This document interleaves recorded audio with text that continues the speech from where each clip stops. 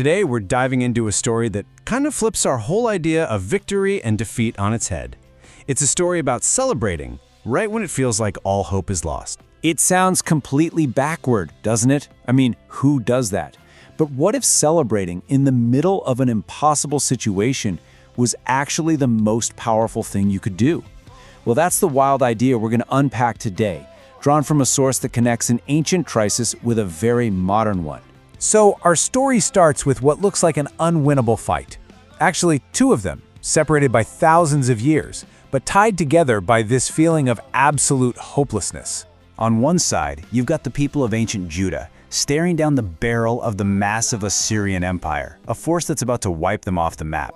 And on the other, you have a modern-day church. Their dream for a new community center gets crushed at the last second, when a real estate deal they poured everything into just falls apart. I mean, both situations look like a guaranteed loss. So, what do you do when you're facing a fight you know you can't win? Well, the answer we get from our source material is completely counterintuitive.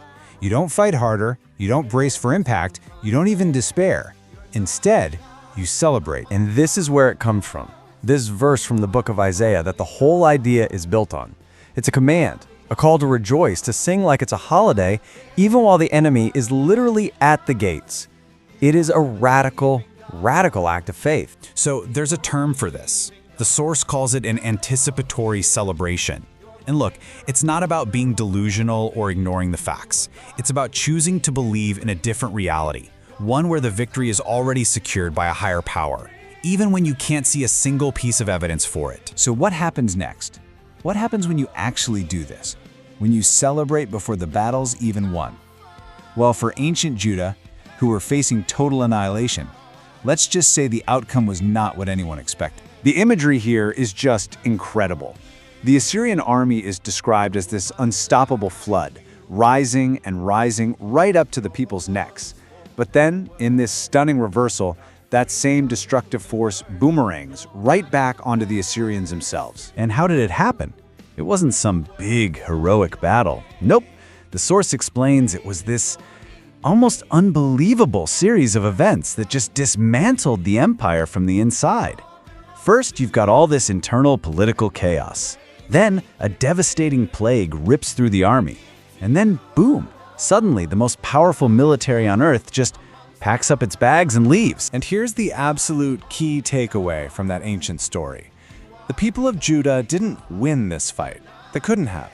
Their only job, according to the source, was to trust and to celebrate, while a higher power took care of the impossible part. Okay, so that's the ancient principle. Now let's fast forward and see how this plays out in that modern story we mentioned, with the church trying to buy a building for their Abba House project. This was their own personal Assyrian Empire moment. So picture this. They do everything by the book. They find the perfect building, they sign a contract for 32 million yen, a huge sum for their community. They're all set to go, but then, in a 1 in a million twist, a new neighbor moves in who just happens to know the church from its old, very loud location and blocks the sale. Just like that, the deal was dead. The speaker talks about feeling just completely crushed. He even tells the story about biking home with tears literally streaming from his eyes into his ears. It felt like a total, absolute failure. Okay, but this is where the story gets really wild.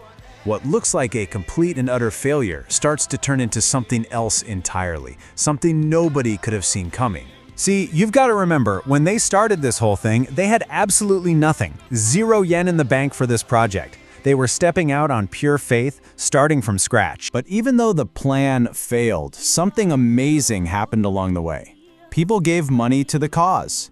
And when the dust settled on the collapsed deal, they looked at their accounts and found 20 million yen sitting there. They weren't at zero anymore, not even close. They now had a real foundation. And then, get this. This is the craziest part.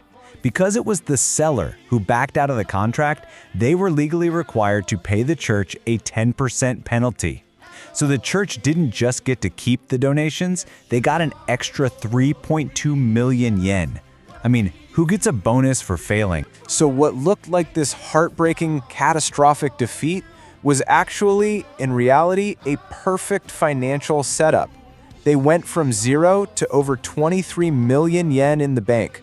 all because their first plan completely fell apart. So let's tie this all together, because this is where the big lesson is. When we connect these two stories, the ancient one and the modern one, we see this really profound idea about what victory actually is. Just look at this progression, right?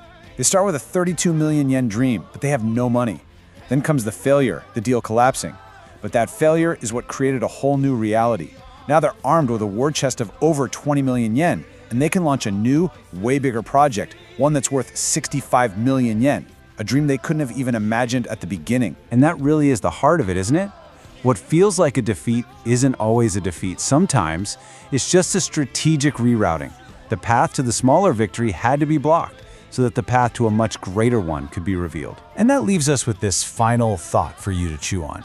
If you really believed that the victory in your own unwinnable fight was already a done deal, guaranteed by a higher power, how would that change things for you today? How might you face that impossible situation? Would you still feel despair? Or could you maybe find a reason to celebrate?